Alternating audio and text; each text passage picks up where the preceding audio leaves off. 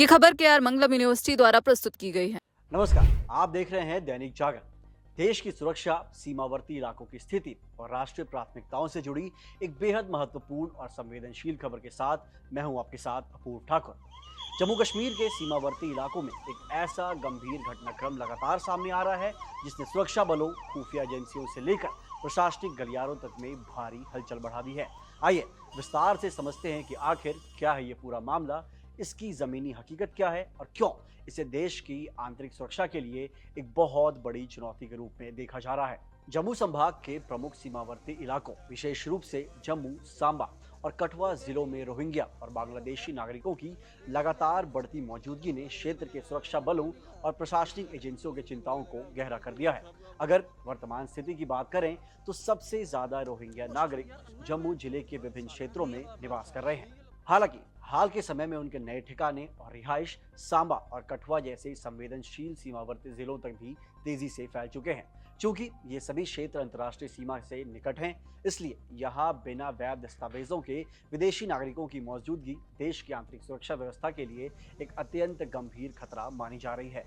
प्रशासनिक स्तर पर और सुरक्षा एजेंसियों की ओर से इन अवैध रूप से रह रहे नागरिकों की पहचान करने, उनकी छटनी करने और उनके बायोमेट्रिक सत्यापन यानी वेरिफिकेशन के लिए समय समय पर विशेष अभियान भी चलाए जाते हैं।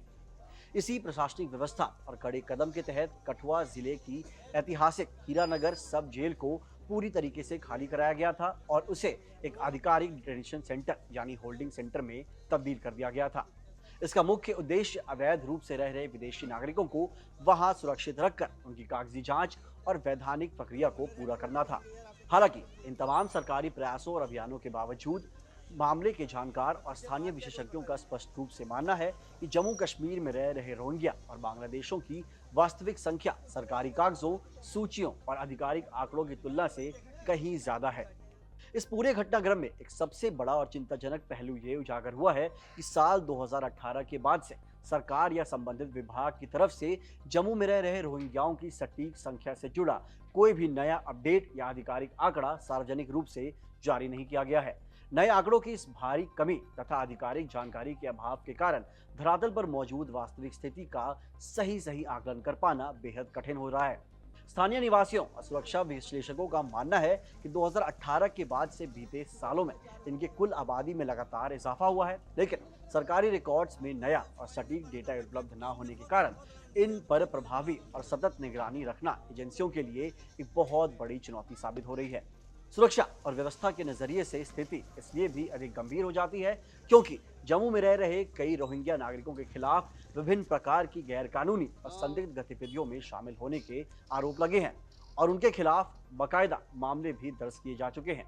पुलिस जांच के अनुसार इन पर मादक पदार्थों यानी नशीले ड्रग्स की अवैध तस्करी और मानव तस्करी यानी ह्यूमन ट्रैफिकिंग जैसे गंभीर आरोपों में लिप्त होने के आरोप भी हैं।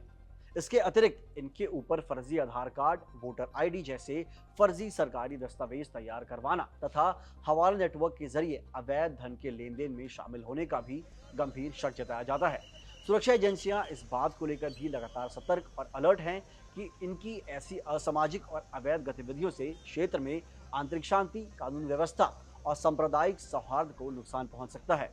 राष्ट्रीय सुरक्षा के दृष्टिकोण से एक और बड़ा और संवेदनशील मामला साल 2020 में आया था, जब सुजवा सैन्य शिविर के पास हुई मुठभेड़ के दौरान रोहिंग्या नागरिकों पर यह आरोप लगा था कि उन्होंने आतंकियों को अपने ठिकानों पर शरण दी थी।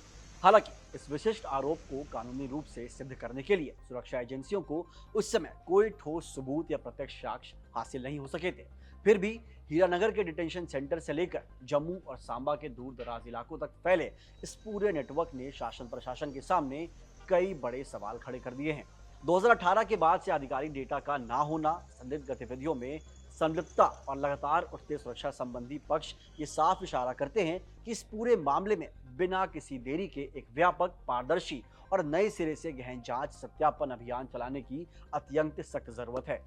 सीमावर्ती क्षेत्रों की अत्यधिक संवेदनशीलता और रणनीतिक महत्व को देखते हुए ये पूरी तरह साफ है कि इस मामले में की गई थोड़ी सी भी ढिलाई या लापरवाही देश की अखंडता और सुरक्षा पर भारी पड़ सकती है।